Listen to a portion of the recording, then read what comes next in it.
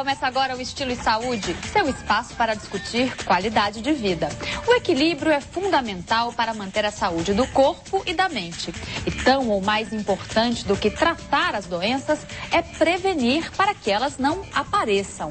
Criada há mais de 5.000 anos pelos indianos, a medicina Ayurveda, palavra em sânscrito que significa conhecimento da vida, tem como objetivo cuidar do organismo como um todo e conseguir assim melhor qualidade de vida. No Estilo e Saúde que começa agora, nós vamos mostrar aqui nos nossos estúdios um pouquinho desta medicina e explicar como ela pode contribuir para a nossa saúde e bem-estar. E para falar sobre essa medicina milenar, eu recebo a terapeuta especialista em medicina Ayurveda, Andréa Alves.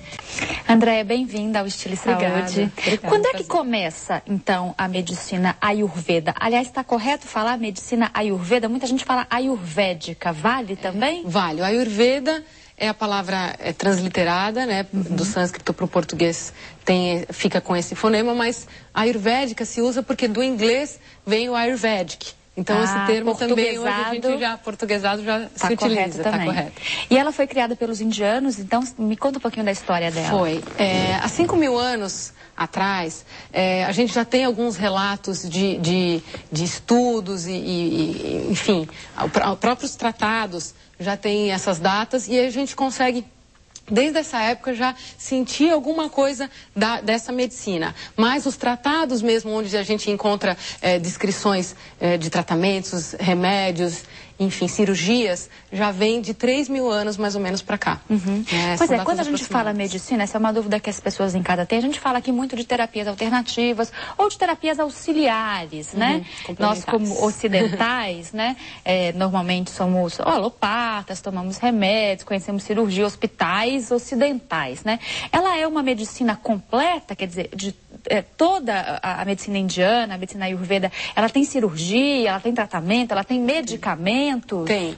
Aqui no Brasil, a gente pouco se utiliza das cirurgias, tá? Dos casos cirúrgicos, porque a gente precisaria que a pessoa se retirasse, enfim, fosse internada no hospital, e ainda é um pouco confuso para esse tipo de parte cirúrgica aqui no Brasil. A Organização Mundial de Saúde reconhece a Ayurveda como medicina, então fora do Brasil é bem comum a gente ver esse tipo de tratamento. Mas aí em hospitais específicos? Hospitais específicos. Tá, hospitais... Ou paralelos aos próprios grandes hospitais, como se existia no Brasil aqui, que foi o primeiro centro em Goiânia. E aqui no Brasil, o que a gente utiliza mais?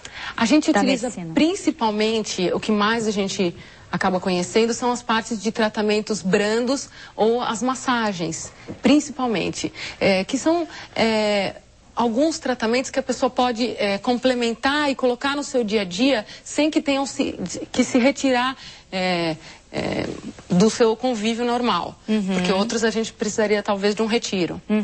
Mas a gente principalmente prioriza a parte de alimentação, de meditação, enfim, de autoconhecimento que a medicina busca. Né? Isso que eu falei no começo do programa, de buscar a prevenção, essa é mesmo a meta da medicina Ayurveda? Essa é a meta. A gente, em Ayurveda, é muito comum se dizer, e resumidamente falando, que a gente está sempre buscando a desintoxicação, tá? Então a ideia é que o teu corpo ao longo da vida vai ganhando toxinas que você, se não retirar, em algum momento isso vai te refletir negativamente, normalmente negativamente. Então a ideia é que a gente consiga, através da alimentação e desses tratamentos de massagem, criar possibilidades do organismo se desintoxicar. Então essa é a proposta inicial. A desintoxicação. Isso deve ser praticado de que forma? Uma vez por semana, todo dia? Qual que é a frequência que a gente pode aliar a nossa medicina ocidental com os ensinamentos da medicina Ayurveda? Isso depende muito do comportamento de cada indivíduo. Então, eu não vou te dizer que seria bacana uma pessoa que se alimenta super mal ou que tem muito consumo de bebida alcoólica, enfim, uma série de outras coisas, estresse demais, que um tratamento semanal resolveria.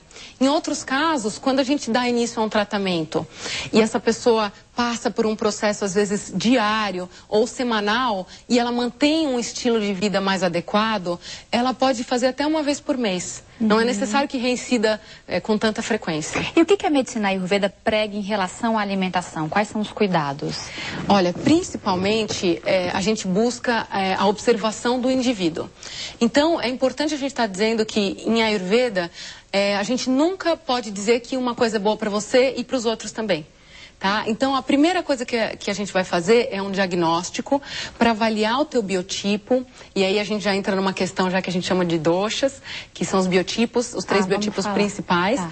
E aí, dependendo daquele indivíduo, ele vai ter um outro tipo de alimentação para seguir. Então, é um olhar bem individualizado, quer dizer, olhando cada pessoa Cada mesmo. pessoa, cada patologia ou cada desarmonia, ou nem sempre uma patologia. Pode ser só o seu estado geral. Não tem uma dieta recomendada? A dieta Ayurveda. Não existe. Não existe. Não existe. É realmente para cada pessoa. Sim. Vamos falar um pouco dos doshas ou doshas? Doshas. Doshas. Que são os biotipos, né? Isso. Os tipos de pessoas. Vamos explicar aí para a pessoa. Assim, a medicina, quando ela entra nessa fase, então, de desenvolvimento mais científico, há 3.000 anos atrás, começa a se analisar primeiro as questões comportamentais do universo. Então, se avaliou que todos os seres são formados de 5 elementos básicos. É importante a gente dizer, porque é a base do Ayurveda, que são água, terra, ar, fogo e éter, que a gente associa a espaço, como se fosse espaço. E todos os indivíduos têm esses 5 elementos em si. Quando a gente começa a perceber que alguns desses elementos predominam no indivíduo, aí você começa a perceber que ele vai ter características físicas e comportamentais diferentes do outro. Então, quando a gente começa a ver que um elemento sobe demais ou outro sobe demais, os outros vão ser prejudicados. E aí a pessoa ganha características daquele elemento. Agora, vamos falar de uma pessoa específica, só para ficar claro para quem está em casa. Como é que fogo, água, alguns desses elementos são sentidos numa pessoa, por exemplo? Como é que eu posso ser mais água, mais fogo? Uma pessoa com base de ar, digamos assim, ar e éter, quando se associam, dão origem ao dosha vata. As características do vata normalmente são uma pessoa muito mais alta ou longilínea. Tem características físicas. Ossatura aparente, a pele mais seca. Então ela tem o ar predominante. Normalmente o corpo vai ser mais seco, então ela sente todo o trato digestivo mais seco, intestino mais seco. Outras características psicológicas, como são pessoas altamente criativas, porque estão sempre no plano aéreo, no plano das ideias, mas com muita dificuldade de concretizar tarefas, porque não tem a praticidade de um elemento mais aterrado. Então, são sempre aéreos. Aquela pessoa que você conhece aérea, normalmente é vata. Então, de acordo com essas características, se forma a personalidade. Exatamente, também. No segundo bloco, a gente fala um pouco mais sobre isso, então. Tá bom, Andréia? A gente faz um breve intervalo e volta em instantes. Até já!